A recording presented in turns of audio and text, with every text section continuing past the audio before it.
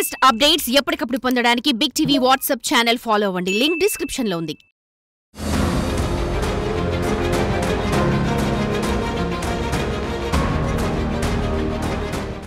ఎన్నో ఊహలు మరెన్నో ఆశలతో అత్తారింట్లో అడుగుపెట్టిందో యువతి. కొత్త జీవితం ఆనందంగా గడపొచ్చనుకుంది. కానీ చేసుకున్న భర్త, అత్తింటి వారి ఆలోచనలు ఆమెను అగాధంలోకి నెట్టాయి. పెళ్లైన 2 నెలలకే అదనపు కట్నం 6లు చాచారు. కట్నం తెస్తేనే కాపురానికి రమ్మని బలవంతంగా తల్లిగారింటికి తరిమేశారు. 8 నెలల నుంచి పెళ్లైన తల్లిగారింట్లోనే ఉంటున్న ఆ యువతికి తల్లిదండ్రులకు తను భారం అనుకుంది. కట్నం పిశాచుల మధ్య తను బతకలేదనుకుంది. అందుకే గుడికి వెళుతున్నానని చెప్పి ఇంటి నుంచి వెళ్లిన ఆమె నేరుగా దేవుడి దగ్గరికి వెళ్లిపోయింది.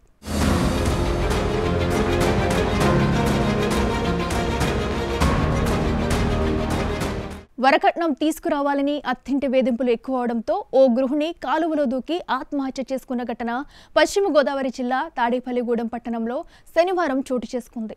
పట్టణానికి చెందిన వైష్ణవికి చింతలపూడి, గ్రామానికి చెందిన పసుపులేటి నరేంద్రబాబుకు గతేడాది పెద్దల సమక్షంలో వివాహం జరిగింది. పెళ్లైన 2 నెలలకే భర్త, అత్తమామలు వరకట్నం కోసం వేధించడం ప్రారంభించారు.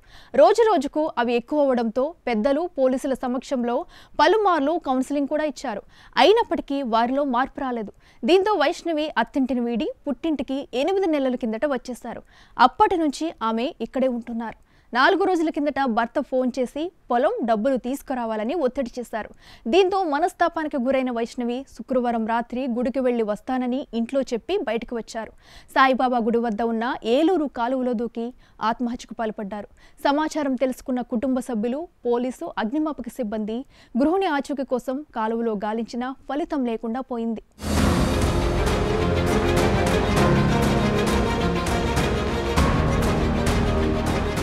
శనివారం ఉదయం స్థానిక లెప్రసీ కాలనీ వద్ద మృతదేహాన్ని గుర్తించి పంచనామా నిమిత్తం ప్రాంతీయ ఆసుపత్రికి తరలించారు.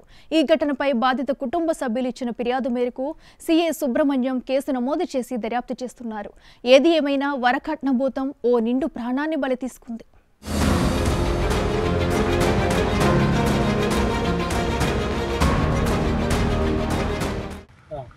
మాది తాడేపల్లిగూడెం.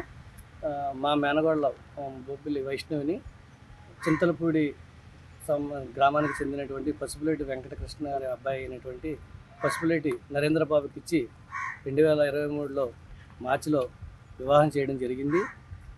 మ్యారేజ్ అయిన తర్వాత ఒక నెల 2 నెలల తర్వాత నుంచి అదనపు కట్నము ఇంకా పొలము అవన్నీ తీసుకురావాలని చెప్పేసి ఎడిషనల్గా దీనికోసం బాగా ఎరా చేయడం జరిగింది.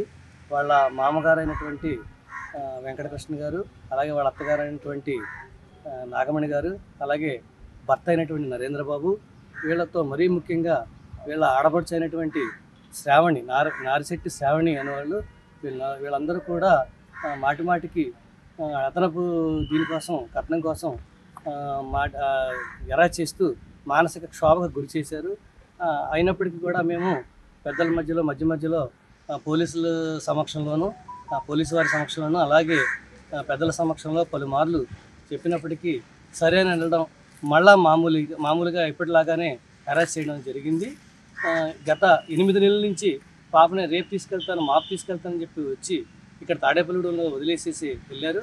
ఏంటమ్మా వదిలేసి వెళ్ళారు అని చెప్పేసి అంటే రేపు వస్తాను మాపొస్తాను అంటాం.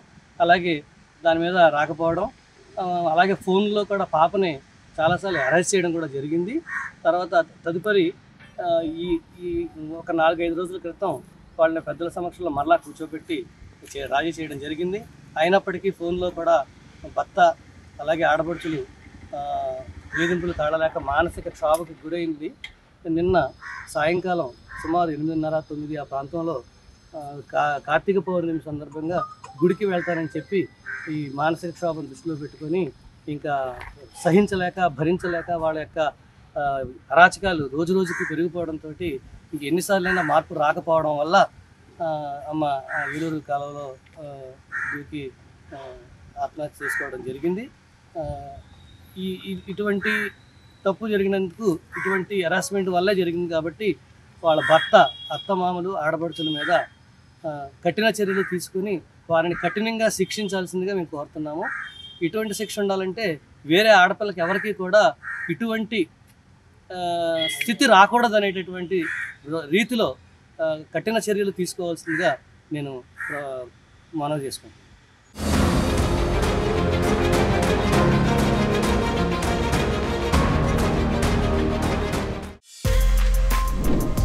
For more videos like this, subscribe Big TV channel.